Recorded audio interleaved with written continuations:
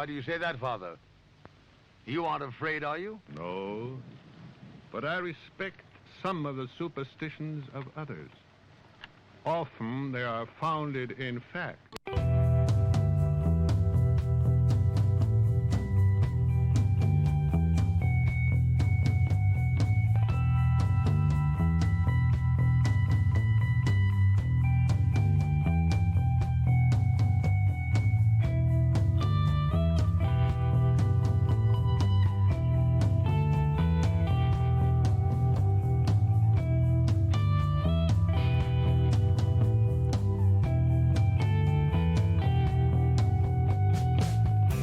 Broadcasting from our Sanctum Sanctorum in Venice, California, I'm Krista. I'm Olivier. And we are the Sixth Sense Society. Welcome to another episode of the Sixth Sense Society. We are very excited to be talking today about signs and synchronicities. But before we get going on our show, Michael has a few announcements. Yeah, we've got a couple of really great things coming up. Now, next week, we're going to have a dark week in terms of the regular show, but we'll have our cosmic weather. So you guys can tune in for that. And then the first Sunday of July, the 7th, at our usual 8 o'clock time, we will have a live show with Dr. George Schwimmer, Krista's dad again. And this time his show is going to be on spirit attachments. So if you want to know what a spirit attachment is and whether you have one and all that good stuff, then that is the thing to do, check in with him, and he's awesome. And then we're going to have some other great shows coming up in July. Now, I have one more announcement that appertains to Krista in particular, that is important in her life. Oh. Oh, no. Happy birthday. Is it today? No, not today. When is it? It's this weekend. Ooh, nice. Happy birthday. We'll kiss after the show. Happy birthday. That surprised me. Dear Krista. Happy birthday To you. Thank you. So there you go. Yes. It is Wow. Krista's birthday coming up the 22nd of June. And Yeah. she Krista's turns birthday, 21. so we're not going to say what age any of us are. We'd rather keep that a secret. Ancient. Sixth Sense Society has to have some secrets, and I think that's a good one to keep. So we'll do Secret that. society. Yeah. So I want to kick off the show tonight by telling you guys an interesting couple of things on synchronicity and signs and so forth, since that's what we're talking about. And one of them had to do with our good friend David Oman. And by the way, David Oman, for you guys that are interested, on the 12th of July is having another of his ghost hunts at his place. He has one of the most famous haunted homes in Los Angeles, up in the Hollywood Hills. And he has these events frequently. It's $90. He puts on a really good meal for everyone, and then you get to spend all the night ghost hunting with all the little, K2 meters and everything else. And Chris and I will be doing 4 tarot readings that we're going to raffle off to people there. And there's usually about a dozen or so people, give or take a little. So your chances of winning one are actually pretty good. And then David this time has asked us to do a seance, which we did once before with some very interesting results. So I think are going to do that. We've talked it over, and I guess we're going to look at that, and it should be fun. So always an interesting time. So one of the stories, and if you guys want tickets, it's theomanhouse.com is the website, theomanhouse.com, and grab your tickets and come join us. But we were at David's not too long ago doing one of his events, and he had a seance with a medium there that was doing the channeling your dead and telling you what they think and all that good stuff. And at one point she got up and left the room, and the K2 meter had been sitting on the table, and not a whole lot had been happening with it. It had been maybe like an hour and a half, I suppose, and they hadn't really seen anything. And also on the table was this little keyboard, piano kind of keyboard that was very much, Barbie kind of My Little Pony, very pink and decorated with all kinds of ornate things and so forth for a small child. No idea why it was on the table. But anyway, at one point, the medium person got up and left. And I went over to a friend of ours who was there who'd been asking questions about her deceased sister. And I said, do you suppose we could use that keyboard to channel Liberace? And she got very shocked looking. She said, my sister was engaged to Liberace, and she actually showed us the pictures from TV Guide and stuff. Her sister had been an actress back in the day, and when they were young, they were engaged. And I guess her father figured out that Liberace was gay and put an end to the marriage. He didn't want it to go forward. But anyway, they were actually engaged. And no sooner did we start talking about Liberace than the K2 meter started going nuts and all the other equipment started going off. And a guy came in and said, well, that's, just somebody has their cell phone on, but nobody had moved and had been sitting there for an hour and a half and nothing had happened until we started talking about Liberace. So while maybe her sister spirit was there and we connected with it, or maybe Liberace we channeled, I don't know. But anyway, it was fascinating. And I think the synchronicity, again, why does that happen exactly at that moment where we start talking about Liberace? I mean, within a second. And it had been sitting there for an hour and a half with absolutely nothing happening. Also, the keyboard started playing. Yeah, itself? and it was crazy. The whole thing Even though was there very was a crazy. reason for it. Yeah, but again, when you look at synchronicity, the timing of things is important and how that connected just at that period of time, in that moment. So I really think there was something to it. So I'm kind of curious to see whether we can channel Liberace again this time when we go to his place. And then the other thing with signs, and this is a great story, I think Olivier will like this, is a friend of ours in Nova Scotia that was an old hippie from England. And what he used to do about once a month is he would step out his front door and he would look for a sign. It could be a swizzle stick laying on the ground that was like an arrow or whatever.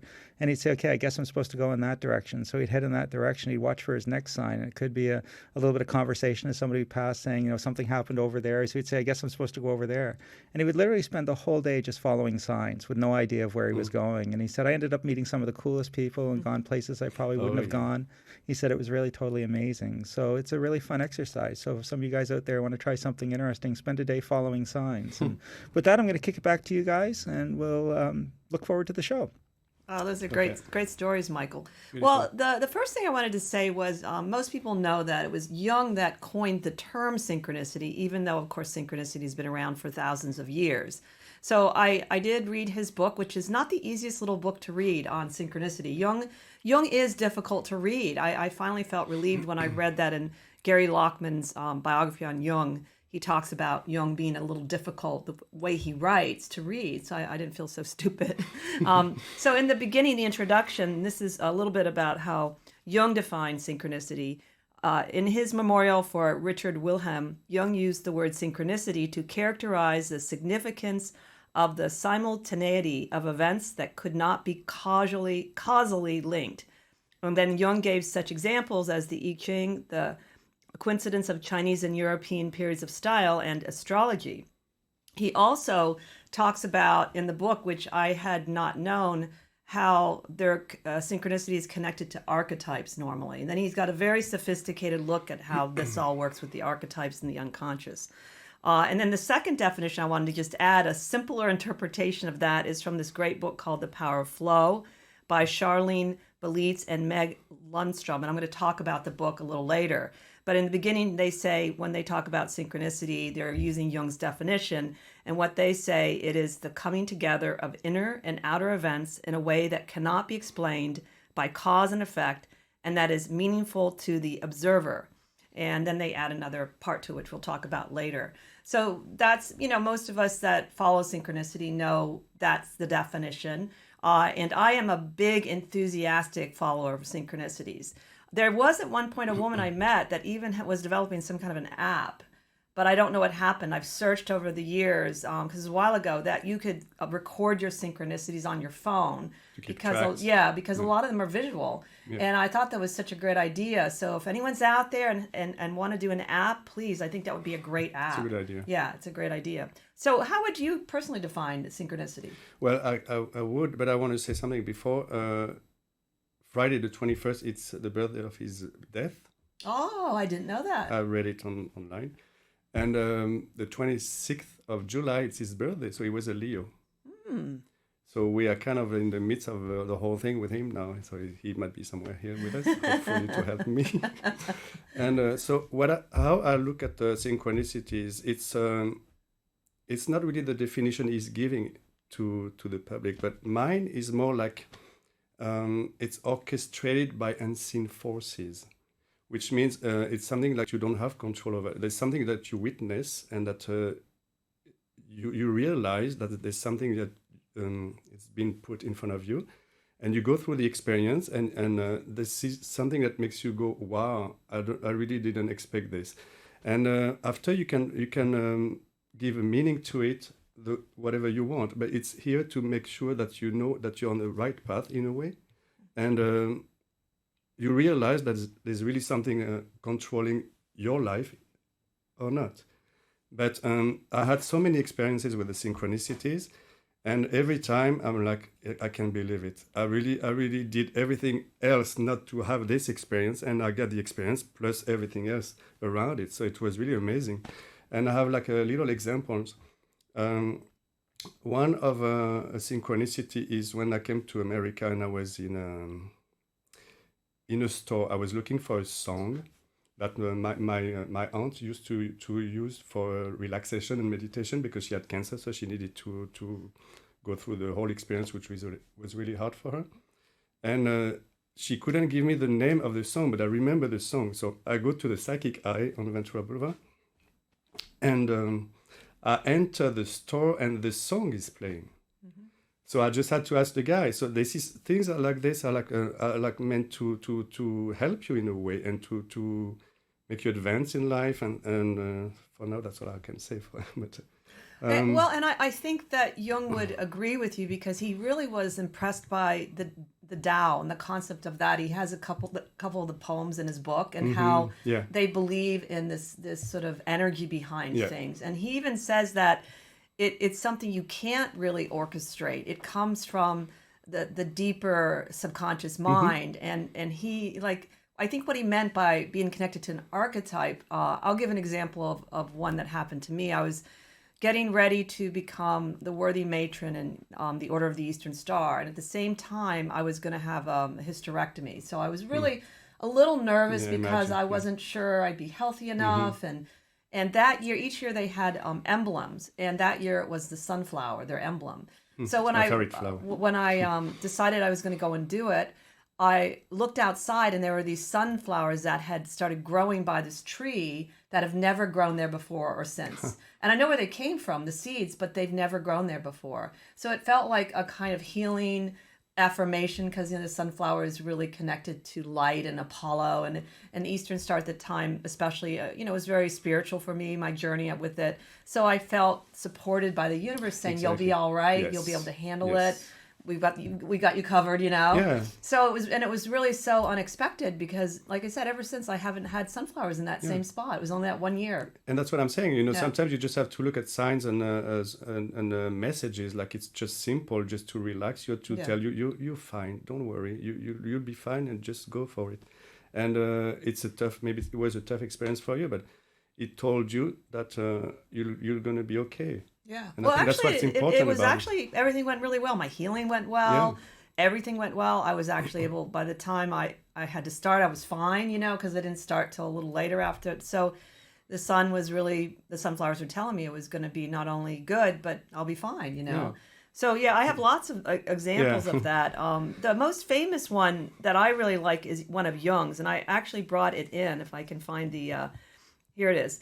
So most people that read Jung come across this one story, and basically he was working as an analyst with this woman who was very logical and kind of stuck, and he couldn't get through to her. So he was with her in his office, and she was describing this dream in which there was a golden scarab, Egyptian. And as she was describing the dream, he said, suddenly he heard a noise behind him like a gentle tapping. I turned around and saw a flying insect knocking against the window pane from outside. I opened the window and caught the creature in the air as it flew in. It was the nearest analogy to a golden scarab that one finds in our latitudes. And he says what it is, and it's even all the names of it. And then he said that, and they don't usually go into dark rooms. So he then, he grabbed the beetle and he put it in front of her and said, here's your scarab. And then she had a breakthrough. She was able to really dig deeper, and he could really then help her. And he said that only ever happened to him once with a patient like that. So my feeling about synchronicity with others, I think it has to do with their openness too. Like she was the one that was really conjuring it by talking about that dream, and he was very receptive, and so he was the other partner to it. But I mean, that's such an extraordinary thing, that timing, to have it happen right as you're talking, and it's such an unusual beetle. And I'm sure that would sort of blow my mind if I was an analyst. And that's what I'm saying. It's like puppets, I'll put you here. This one is going to come at the same time, and it's orchestrated. That's what I'm saying, by unseen forces. And it's amazing, and every time it makes me go, wow. it's unbelievable. So I wanted to say something about signs, and I have my idea about signs. And there's two ways for signs: the one you asked for, the ones you asked for, and the signs that are coming, and you just, oh, I got a sign. And I was thinking maybe it's like stop signs on the streets. You just stop at the stop sign. You're not going to stop and think, oh, it's a stop sign. So what is it? Is it metal? You're not going to analyze the thing. So you just stop and you move on. Some signs, they should be like this. You just have the sign. Oh, okay. So I move to the next one and I move forward with my life, and maybe I get another sign. So that's when you're on the right path and you have a flow with your life. And there are other signs when you doubt about them and about what you're doing, and you ask for a sign. And this is, I think it's very different, because you are going to have confirmation. You're going to have something that tells you you're okay or you're on the wrong path, which is, I don't think it happens really often. You're always on the right path, but the path you are taking might be taking you back to the path you're supposed to be on. I don't know if that makes sense and if you understand what I'm saying. But those are the two kinds of signs, I think, that we encounter. Yeah, and signs and synchronicities definitely can kind of be two different things and also similar things depending on what's going on. I think that I forget a lot of times to ask for signs. And the two times I really asked that I really needed an answer, I was really amazed at the results I got. One was very special to me because when my mother died, I was looking for this board that had the name of Maya Angelou on it, because my mother had worked in a hotel where Maya Angelou had stayed. And before she left, she got this board, the plaque, to give to me sometime. And I never saw it. I didn't know what it looked like. She knew I loved Maya Angelou. And so I knew that after she died, I looked everywhere for it. I could not find it. And she had a tiny space. And I was really bummed because I know she wanted me to have it. So I went back to, my mom was in Sonoma, and I went back home. And my mother had this wonderful man that lived next door to him, Dennis, who they were really good friends, and they kind of looked out for each other. And so about, I don't know, maybe it was a while after, maybe 3 or 4 months even, I had decided to publish my poetry for the first time in a long time. And I actually asked for a sign that this was a good idea, because it's a little painful submitting poetry. It's so personal. And I would continue to write it, but I wasn't sure if it was really beneficial. Yeah. So I said, I need a sign that this is a good idea. And so about a week later, I get this letter in the mail from Dennis. And he had gone back into my mom's apartment sometime afterwards, and he found the plaque with Maya Angelou's name on it. Yeah. So I got like a literal sign. Exactly. And I was so blown away, because what I like about signs, and when we really are open to them, is they can be so orchestrated so beautifully, like in a way you wouldn't have thought of. And I'll never forget that, because it's just, a poet getting a sign from another poet through a dead mother. So, that was really special. But I think when you ask for signs, I really think one has to be really wanting them, because I think sometimes people aren't ready for them. Maybe it's not that they're blocking them. They're not really ready for whatever the sign is. And so just to have a sincere heart and be open to it, whatever you ask for. Yeah. I had one like this when I was living in Germany, and I wanted to move to America, which was a big decision for me to make. And I was in my room, and I said, I need to know if it's the right one to do. And I was lying on my bed, and the window was in front of me. It was night, so it was up. You could see the sky, but it was a very small, like rectangular window. So I lay down on my bed, and I said, if it's the right decision, I want a shooting star. And within 10 minutes, I had the shooting star pointing to the west, which was the direction I was heading to. That's beautiful. So those are obvious things, but you can say, oh, that was a satellite. You can analyze, as I say, if you analyze the stop sign, you're going to go crazy, and it makes no sense anymore. But you could say it's a satellite that was passing by. You could say, there's 1,000 shooting stars in the sky. But when you ask for something and you get the answer, that's when you follow this, and you don't doubt it, and you don't question it. And this is when you get guidance, and you can move on and follow those signs. It does take a kind of faith and trust for sure. A lot of people get numbers in sequential ways and synchronicities. And the one thing I had forgotten in this book on synchronicity by Jung, he talks about numbers but he calls them archetypes, which I'd never seen them as an archetype. No, I don't think so. And he explains why. And he was really into the whole mandala idea and how the universe really is made up of these forms. And in his he says that for him, the numbers that were particularly sacred or significant were, of course, 1 through 9, 10, 12, 13, 14, 28, 32, and 40, which I'd like to find out why 28 and 40. I know why 32 is, and I know that 12, 13, 14 I know 12 and 13 are karmic numbers in numerology. Yeah. So I'd be curious And to see 22. and 32 And 22, no? and 22. So anyway, he talks about that, and he talks about how they're, because of the way they build the universe, that they're archetypes, and how archetypes can kind of affect numbers, and numbers can affect archetypes. So some of this book that he gets into a little bit more physics kinds of ideas towards the end of the book, and because he worked with Polly on the synchronicity, and I didn't quite understand some of what he was hinting at, but I was going to read this one part that at the very end, he closes his book out with this statement, because it's a very interesting idea. He says, "For these reasons, it seems to me necessary to introduce, alongside space, time, and causality, a category which not only enables us to understand synchronistic phenomena as a special class of natural events, but also takes the contingent partly as a universal factor existing for all eternity, and partly as the sum of countless individual acts of creation occurring in time." And he has this little diagram where he's looking at, time and space, and I'm like, wow, this is maybe a fourth or fifth dimensional idea, like synchronicity being a force that it isn't simply even the universe playing with us, that there's actually, we need to define it more in terms of almost like a law of physics. And I thought that was really fascinating. And there are a lot more people researching synchronicity. I have started collecting some of the books on it, and I'm really impressed by how many people are going really deep with it. They're not just noticing it, they're exploring it, they're investigating it. This book, The Power of Flow, what they did was they actually interviewed something like 85 different, what they called flow masters. And these were all people from many walks of life that really feel always connected, and they feel like they don't have hurdles they can't overcome.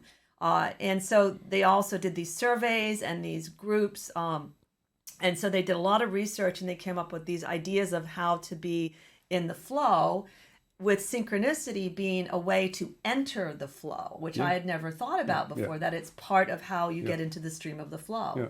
We all say, I'm in the flow today. Everybody kind of knows what that means. Yeah. But the more synchronicities you get, the more you get, it's after when you start noticing them, you're going to be in the flow, as you said. I wanted to say something about the numbers, the 11 and everything. And I was thinking about something that I realized or I understood, and I don't know if it's a good theory, but it's a theory. When you start to say, I always notice 11 or 20 or whatever, and I think it's like when you're hungry, you eat breakfast, lunch, dinner. At the same time, your brain and your stomach and your body gets used to it. So every day you're going to be hungry at the same time. Why? So, which means when you start noticing 11, let's stay with 11, your brain is going to start noticing it every day. So it doesn't become a coincidence. It becomes a train thing. Right. You see what I'm saying? Yes. So at the end, I don't think there's nothing spiritual about it. It's just getting used to notice it every day until you disconnect with it. But you can, as you say, we give meanings to things. You can give a meaning to this, the one you want, and after it helps you go through the flow, create more synchronicities and sign. That's how you work it. The 1111 I think has been overplayed a lot. Now, I did meet a fellow, I don't remember what the number was, but it was an odd 3-digit number, like 285, and he had it tattooed on his arm. And I asked him about it, and he said that number saved his life more than once. And it's a very special number for him. Well, yeah. So that was more like a synchronistic thing. And it's not to dismiss all 1111, but I think you're right. There is that expectation after a while because so many people are talking about 1111. And rather than, maybe you just suddenly start seeing fives everywhere. Yeah. You're like, why am I seeing fives everywhere? Yeah. So I agree with you that it's something, synchronicity is a little bit different from that. And that, Completely. of course, can be a good thing. Maybe it reminds you to be more spiritual, seeing that number, whatever it is that it reminds you And of. it depends in what way you notice 1111. Like the synchronicities when they became wow thing. And if you get the 1111 in a wow thing, of course it's going to be a synchronicity or a sign or something that helps you move. On. Well, that's a good point. When a synchronicity happens, first of all, I look at either what's going on inside of me, literally, or what's happening around me. Maybe I'm having a powerful conversation. So because they're very much in the moment, it's very important to notice that. So somebody will, because I use animal cards in my readings, people often say, hey, I saw this owl, and what does it mean? I said, well, can you tell me what you were doing and what were you thinking and what does it mean to you? I can't interpret that on its own. Synchronicities do have context because an owl can definitely mean something very different for person to person.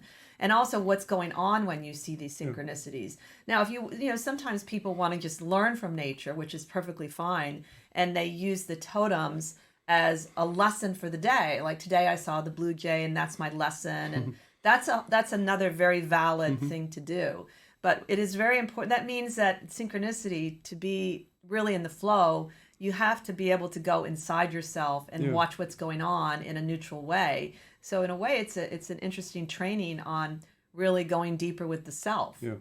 Yeah, and I think synchronicities and signs and omen and messages are meant to help you grow, again, like we were talking about the other show last time.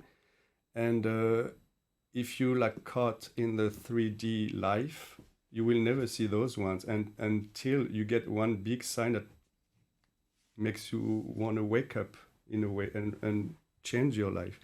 And if you start paying attention to synchronicities and signs and all those things, you're gonna have more of them, and you're gonna really become who you want to be, who you are, and you're meant to be. Because I believe that there's a big part of fate in this. Yes, and that in a different book, I know Jung talks about how seeing synchronicities are part of the individualization process of becoming a whole person. And then there's another aspect of synchronicity that I think is very important, and which is also talked about in the flow, is I see synchronicity as being an indication of where I'm at as a person, but also as a treasure map. That when Mike was talking about our friend following the signs, that it can take you literally to the right places. And sometimes the synchronicities can be so bizarre it's hard to trust. Yes. I have turned down some synchronicities because it took such a leap of faith. I wasn't quite ready for it. And I was like, no, I can't do that. And looking back, I'm okay with it. But when I have followed the synchronicities, it is really amazing where they can take you. So there's this larger context, and they can also get quite complex, which is what in the Power Flow, they talk about different types of synchronicities. Yeah. They name 3 types. They name the single one, where you just have a confirmation. It's like, they say it has a beginning, a middle, and the end. Then there's the series, where you see a series of, and then the clusters. And the clusters are the ones that have complexities. So where you can have a synchronicity that spans many years. That it's not, if you look at, and that of course takes documentation to some degree. So I have a weird one that's connected to Hanuman, but because I write in my journal a lot and I've kept a lot of records, I can go back and look. And so it started in the 1990s and it has a special meaning for me, and it started kicking up again. I said, wow, because Hanuman is the monkey god is a very, I don't work with Hanuman normally, so it's not something I usually think about. So when Hanuman started coming up again, I was like, okay, this is interesting. And so you can start seeing these clusters, and going back to what you'd said earlier, how it shows you're part of something bigger. Yeah. And exactly. You can begin to see yourself. You are that you're part of this interlacing of things. Yeah, there's something I wanted to say about creating your own reality and synchronicities, and there's a little bit of a difference somewhere. Going back to where I was in Germany, because this is a very important phase in my life, and moving to America, and I had a lot of things to bring to my parents, like like clothes and all my stuff from my house, and I needed a big suitcase to put everything in one piece, in one thing. And I'm very romantic and like design and things like this. So I wanted a wicker. Is it wicker? Mm-hmm. And I wanted those old-fashioned things, they like, Oh, right, yes. And you open, then there's a lid and everything. I wanted this one, and then, yeah, right. Like, I'm going to find this. 2 weeks later, I found this one on the street. So you see, is it a synchronicity, or is it me wanting and creating this for myself? But I really forgot about it because that was really unbelievable that I would get this one anyway. So, but I got it, and I don't think it's really a synchronicity. I think it's more like creating something you want, and I didn't think about it anymore. It appeared, and I took it, and I was really happy with it. But there's a little nuance there, I think. I think there's a slight difference in mostly from my point of view. When I experience profound synchronicity, it doesn't match with what's going on completely with me. Whereas when I manifest something like I want, I remember once, this is a very small example, but it really meant a lot to me because I like small gifts. I'm one of these people that really loves little gifts. And I remember seeing this beautiful purple sweater that was kind of Angora in this magazine. I was like in my 20s, and of course fashion is so great when you're in your 20s especially.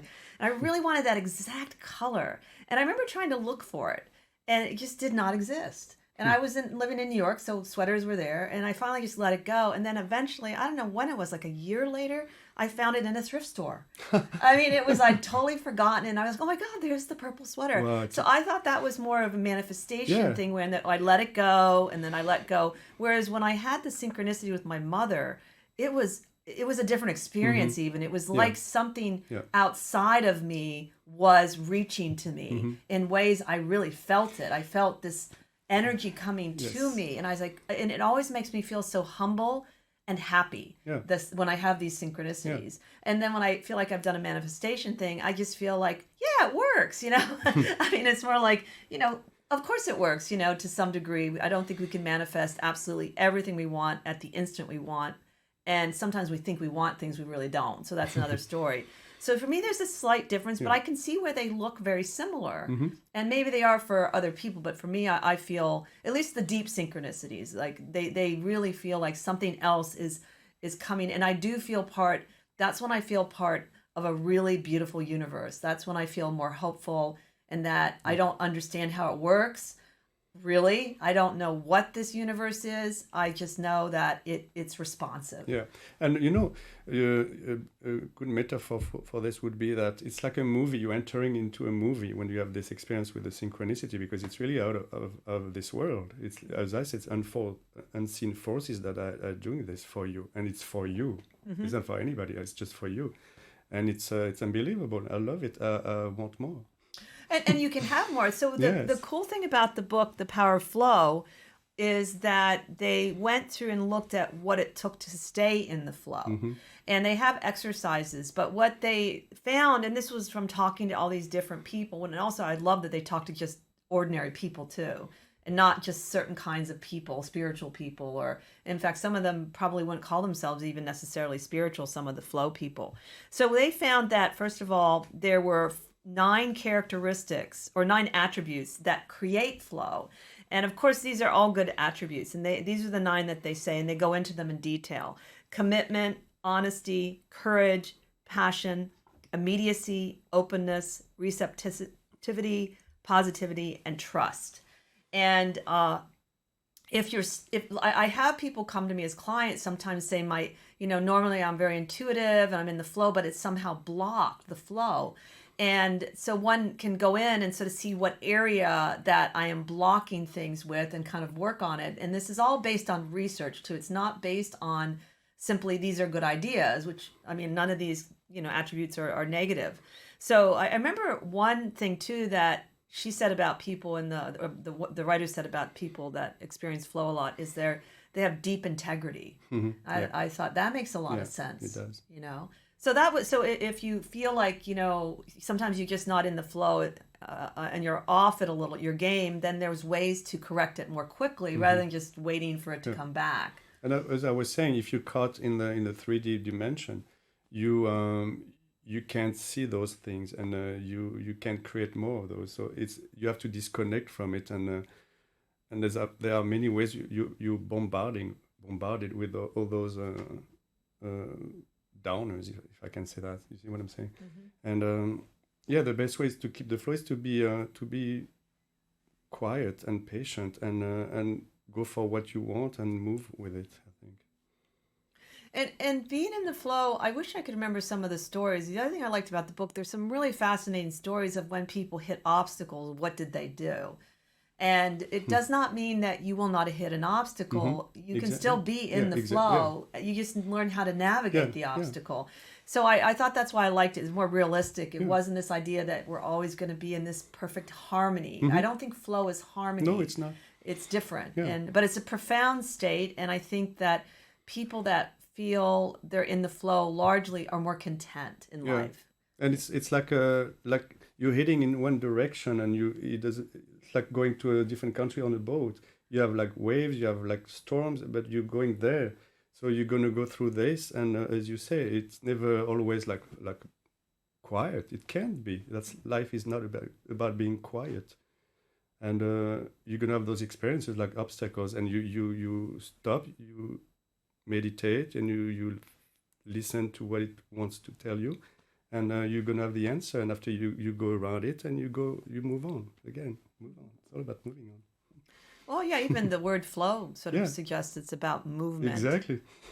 And that's actually a good point, because sometimes I find people are afraid to take any action, as if that, because they're so worried about it's got to be the right action. And so even Casey mentions that in one of his books, how at some point just take an action. Don't, even if it's not perfect, it's going to move things along, and instead of staying kind of stagnant. And I don't think we incarnate on this planet to be a Zen Buddhist. Anyways, you can do this, but not like for your whole life. Because you come here to have experiences. You come for action. You come for movement. You come for sensation, for 6 senses. You come for all the senses. You come to develop this, having experience. Deep experiences, bad experiences, good experiences. You come to have all those experiences, and those synchronicities are always positive. They're mostly positive. They're really never negative. But one time you told me about negative synchronicities. I wanted to ask you about this, what it is. Well, this is coming again more from the psychological point of view, is that synchronicity can be a sign of a breakthrough or a breakdown. And I have seen some synchronicities. They're very strong warnings, and they can be repetitive. That if you don't do this, you're going to suffer from it. So it's, again, in a way, it's trying to get you to correct your course before something does happen. And if you look at one of his books, I think it's Man and His Symbol, he gives a kind of dire one of a breakdown of a man. And I never can remember it, but it was pretty strong and pretty dire. He didn't die, but he had a breakdown. And breakdowns they sound pretty awful and scary. In the movies, I don't think we really get to see what a breakdown really looks like for somebody. And I'm sure it must be a very frightening experience on some level. So they're both. It's not really a disharmony. It's just saying that, hey, you keep going down this path, and this is what's going to happen. And some people will tell me that, oh yeah, I kept getting this one thing happening, but I didn't listen. And so it's not as common. I think you could probably train yourself to use the positive synchronicity. But I have now and then. For one time I remember going, we were driving our car, and we hadn't really checked the tires a lot lately, the air. And there was one week I just saw a lot of blown out tires, too many. So we made sure we put some air in the tires. It was so many. I thought maybe we're really, pushing it here. So luckily nothing happened, but I paid attention. I said, well, that 1 or 2, but when I see 3 or 4 in 1 week, and I don't usually see that many blowing out, it has to really stand out. Yeah. And not everything, by the way, is a sign. I think some people get a little kooky about the sign thing. Sometimes you just need to go and live your life. Yeah, the same thing with me with the tire. I had like 7 times a flat tire in my garage, and I was like, "What is this? What does it mean?" So nothing. Yeah. You can make a big story out of it, or you don't have to. That's what I was saying. It's a sign. It's a stop sign. Stop and move on. When you stopped. But not every time it's a sign. It's otherwise you go crazy as well. If you start to analyze everything and look at for signs and signs and synchronicity, you have to be relaxed about it. Yes, and I think that the little signs for me and the little synchronicities are for me little encouragements. I'll just say, oh, that's nice, to encourage me along my path that day. It's like a support from the universe. And it feels good. And I agree with you. After a while, also when you have as many synchronicities as I tend to have, it's part of my life. And that's what they talk about even in the flow. Eventually you become the flow. And it isn't as big a deal because you're basically connected. And so the ones maybe that are really special, you might stop and acknowledge.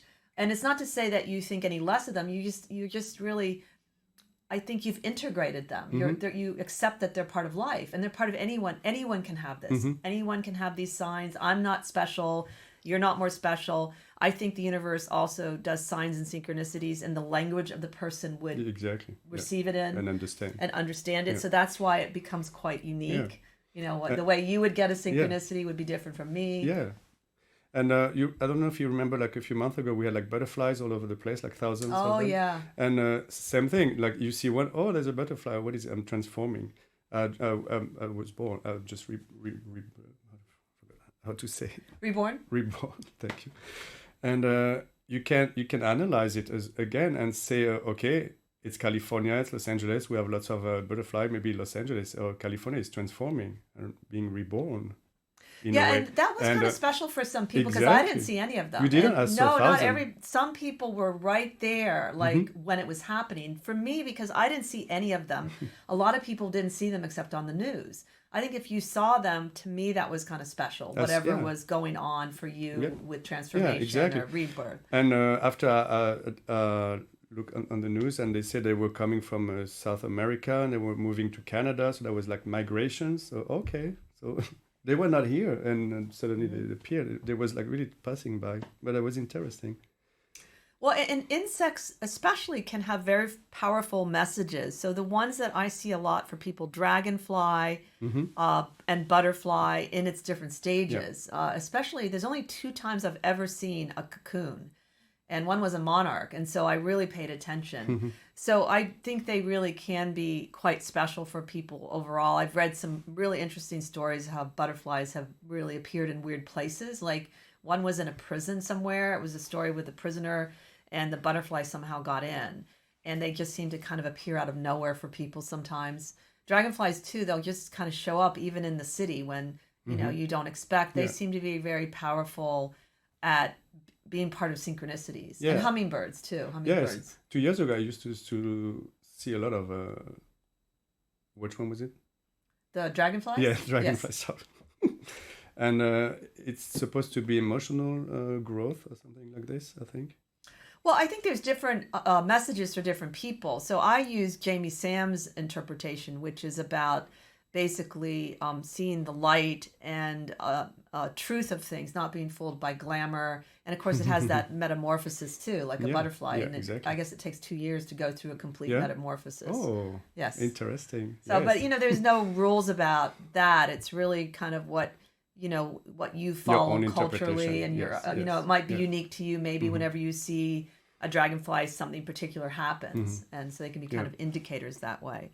And that's one way to develop, by the way, synchronicity. There are some, especially, at least in the medicine cards, the dolphin and the whale are particularly associated with synchronicity. So let's say you feel like, because I've had some people come to me and say they don't feel like they're getting enough synchronicities anymore. Let's say you feel like you're out of the flow. You can also work with the totems. And so you usually working with the totem, I just suggest you do things the totems would do. Dolphins and whales swim, spend time by the beach. Whales, they of course sing and vocalize. So doing any kind of vocalization. And as we all know, when we vocalize, it can really affect our body, whether we sing, chant, do toning, which is a lot of fun. And that helps to harmonize you. So you can do, and then the other thing is with the whale, you can work with the Akashic records. So you could probably even go to someone that does it, or you can do it yourself. It's not that hard to do the Akashic records yourself. So there's another approach. If you like, animals and mammals and insects and birds, you can work with developing synchronicity using a totem. And it's a lot of fun because then they really they start showing up as the synchronicity. Yeah. You know. What I want to say about synchronicities, again, you were mentioning something like sometimes they don't have any more synchronicities. And I don't think it's okay. They should not try to provoke them or to create them, because that's not how it works. It's something that happens to you at a moment, and you don't create it. So why would you ask for this? You don't ask for synchronicities anyways. Well, no, but maybe I said that the wrong way. Like they usually have them, and they just feel like basically they're out of the flow. Disappear. So how can we help them get back in the flow? They're not. But they are know, in the flow. But they feel they're not. This is exactly what they'll tell me, and this is a way to help people remind themselves that they are. I do think people get stuck. I do think, I'm not saying that the flow is not always there for us to re-engage, but I do think from doing all the readings I've ever done, people will get stuck. Almost like if you think that there's a river, and instead of trying to go around the block, they're trying to go through a blocked part of the river. And in Taoism, you bend with everything, and so they're stuck because they're just not bending into wherever the flow wants it to go. They're not surrendering, and they're getting mental. They're thinking too much about it, and that's why it's not working anymore. So, but I do think that there are techniques to help people re-engage a little more quickly. I don't think we have to wait for synchronicity and flow, because again, it's all about consciousness. And I agree, you can't force it. Try to force a synchronicity to happen. That's going to be bad. But we can prepare ourselves in a way that we're aligned again with ourselves. Maybe we got misaligned because we took a job that initially we thought we liked, and then it really wasn't the job we really wanted. We were just doing it for some other reason, but we stayed. And we knew we should leave. And so when people get a little misaligned with themselves, they just simply have to get realigned. And sometimes the easiest thing to do is to do something you really just enjoy doing. That's not hard. That I think sometimes people overthink that. Even if I'm not quite sure what I want to do with my career, I'll start doing some things I just enjoy anyway. Exactly. Because then you're just realigned with yourself, and therefore you're realigned with the universe, and you'll start having that flow again, instead of trying to force it. So I agree with that about you can't really force a synchronicity. I never get over the delight it brings me, and that's one thing I like about them is it. And maybe because it just reminds us that we're part of the cosmos. We're all cosmic beings, and we all belong here. And especially if you're going through a time where, let's say, you don't have as much love or friendship in your life, I have found you can connect to the universe, and it's not a small thing. You can feel welcome here. Yeah, and you feel supported.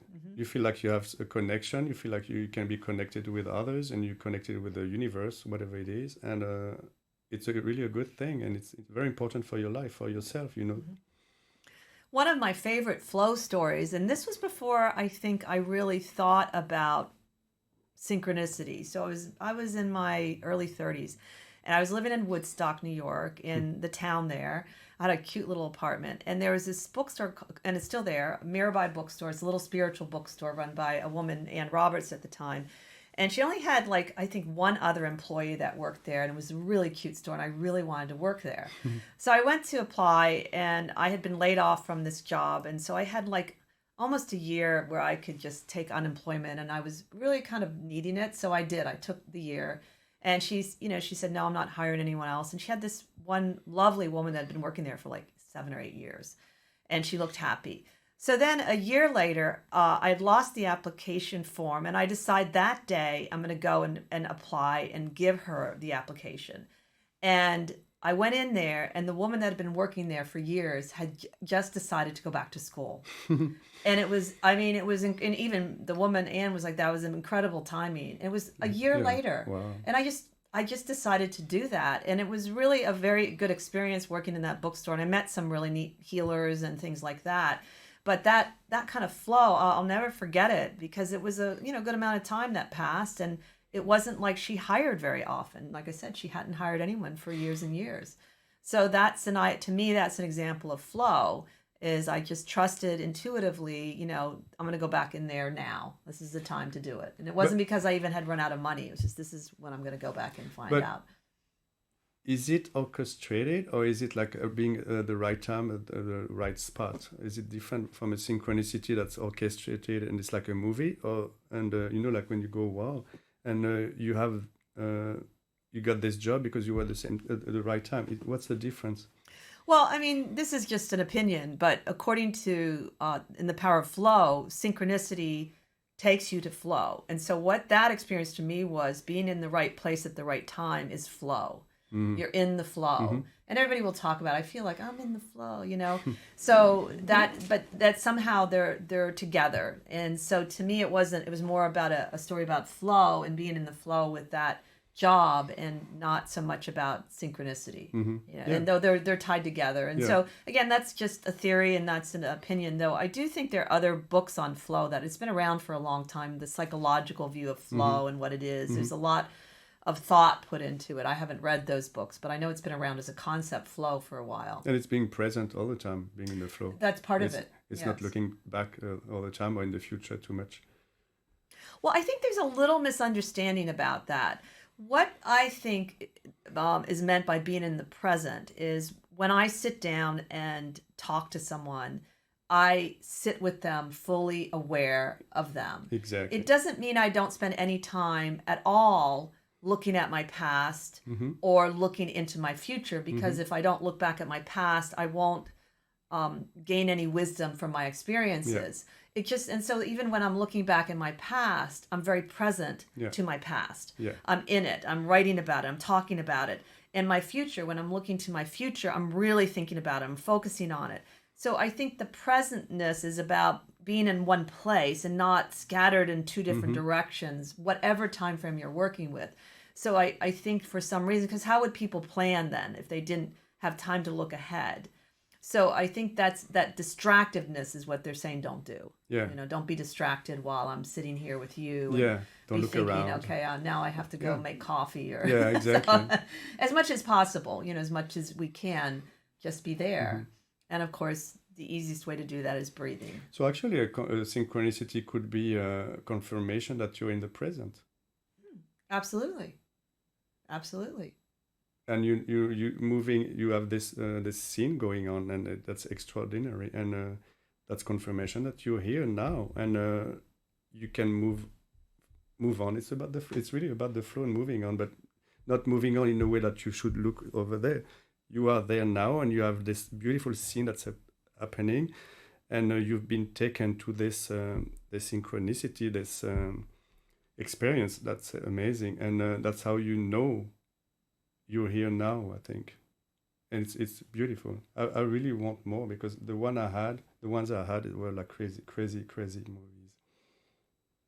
Yeah, I think there's sort of different sort of levels of synchronicities for me. As I said, I think there's some that I've had some that have truly comforted my fear. Yeah. I've had some that when I've been nervous, and usually they're ones that involve larger issues, not just issues connected to me, like when I was an activist and working. I had some really interesting synchronicities with Tara when I was covering some stories I thought were a little, intense. And so I think that basically there can be different connections to synchronicities, and different like ordinary ones and profound ones. And I think they're all really helpful. I think the main thing is not to get carried away as like it means you're special. It doesn't at all mean you're special. It just means you're here. Like you said, you're here. Yeah. And that's a big deal that we're here, because that's why we're born. We're born to be here. Not somewhere else, not exactly. Off, in another spiritual realm. You choose to be here. And, there are little ones like, I don't know if it's a synchronicity, like you pick up the phone and you want to talk to someone, and you don't dial the number, but they're on the other side. Yeah, that's considered a synchronicity. And that happens to me many times, I'm sure to you too. It happens really often, and it's kind of a little synchronicity, but I don't think it means much. Just you, again, you're in the flow, you're connected to that person, and that should be it. Should not be a big deal about it. A lot of people get songs for synchronicities too, like you were talking. Yeah, exactly. I have a lot of people that have very specific songs with a message, numbers, songs, words. Yeah. It's very specific phrases that they hear over and over again. And they'll hear it from they'll read a book, then they'll hear it from their friend that same day, and then someone else will say the words as well, and that's considered a synchronicity as well. Should I tell the sign we had with Mike? Yeah, sure. So before we started filming this show, we went with Mike to grab some lunch. And we crossed the street, we went to the supermarket, and we come back, and I said to Mike, look, there's a dollar bill on the floor. He's like, oh yeah. So I pick it up, and he's like, there's another one, and I didn't see the second one. So I think that was a really good omen for us, and it makes me happy. It made you happy, made him happy, and that's all it is, and it's good. It's not suddenly there's a storm, everything's going down. It's positive, and that's how we should see it. And the fact that there were $2 bills, I thought And I was saw really. only and you one. saw one, and Yeah, then and Michael he saw said the that- other. Yeah. I actually, when we first moved out here, the reason why I always pick up pennies, I think I would anyway, but I was telling Michael about this dream I had, and we were walking down Lincoln, and I had this dream that all this money was coming out of a payphone. And as we were walking, I was telling him the dream. We heard this clunk clunk from a payphone, and some money came out of this payphone. And I don't really even know what it meant, except that I felt it was lucky. And I said, Michael, did you hear that? Do you think there's something in that payphone? And I still don't, those are those kind of ambiguous synchronicities that just you puzzle over. But I think it was part of this idea that we were meant to be in LA, because when we first came out here, it was very difficult, and that we're still kind of connected. And so whenever I see money in the streets, no matter what most of the time, unless it puts me in danger, that's the trick money you don't want to pick up. I pick it up for good luck. But that was the synchronicity that started me doing it, is that I'd had that dream. Yeah. Even the dream seemed kind of ordinary, but Yeah. it was so strange that they collided. Yeah, it's always like this, anyways. But we're living our life through a linear time, and when those experiences, like those synchronicities, happen, you really realize that they are like those unseen forces, like on another timeline, and helping you and creating that experience. And that's why it's like a movie. It's really unbelievable. And there were like, I don't know if you've seen those movies called Synchronicities, I think. I don't think so, no. And they killed somebody every time, and said, be careful. There's like, they have signs, and it's really funny. But it's not funny because they all die every time. Well, that's a negative synchronicity, I guess. Completely. But they always have a sign, and they're gonna die, and the other one is, and it's like very gore. It's funny. But it's kind of what it is, actually, without the dying part. But it's really orchestrating. That's a movie, but those synchronicities are really like movies. And even picking up a phone and the other person at the end of the line, you don't create this. I don't know how to explain it, because I've not been to the other side yet. So I don't know who's doing this for us, but it's really positive, and I think there's a lot of positiveness about all that, and we should see it like this, the way it is. It is, and I think it comes from more of that Eastern idea of there's this force, this ineffable force that we don't quite understand, that has very pliable energy with us, that it's in everything. And there's also this consciousness. So there's consciousness in everything, actually, even trees and rocks have consciousness. Yes. So perhaps it's connected a little to that, because you can also have signs with, say, astrological synchronicities you can have. Yeah.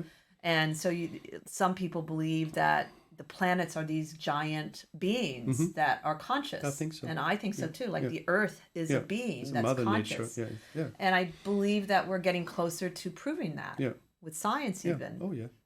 And so we're all interacting in some ways, I think. So it shows, I think the most important thing is it helps us to feel connected and that we belong here. And supported. Like we don't do everything in vain and for no reason. And that's the meaning you should give to your life, meaning. Well, and I think there are quite a few spiritual traditions that say that the best thing you can take from life are a lot of rich experiences. Yeah. And that's when you die, that's what you basically have to offer. And I may not have a big house or a certain amount of money, but I can say I've had a lot of rich experiences in my life. And there is something to that in terms of making you feel that you're satisfied, that you're leading a meaningful life. Yeah. And I think people in the flow, they do feel more content, it seems like, with their overall life. They know that they're here for a reason, that their purpose is valid, whatever their purposes are. That's true. Yeah. And everyone has a different purpose. And I think that's another thing, is my purpose could be quite simple and yet profound to me. And that's all that matters, is that if that purpose means something to you and not artificially. I think we all have the same purpose, is to be ourselves and to shine. I think that's the only purpose we have. However we do it, that's the purpose we have, I think. And that's all we should do. Yeah. You had one last thing I think you wanted to say. Yeah, Starbucks quote. No, it's not. I wanted to say, I read this yesterday. It's a quote, I forgot from whom, but I don't think what matters is what it says. Synchronicities are a personal reminder that reality is something other than what we are told it is. And that's true. Thank you. Subscribe to us, like us, and comment. We really enjoy your comments, and we will see you next week, or actually the week after. Excuse me. And join us as we continue to explore the esoteric and the obscure. Yeah. Thank you very much. Have a great week. Bye-bye.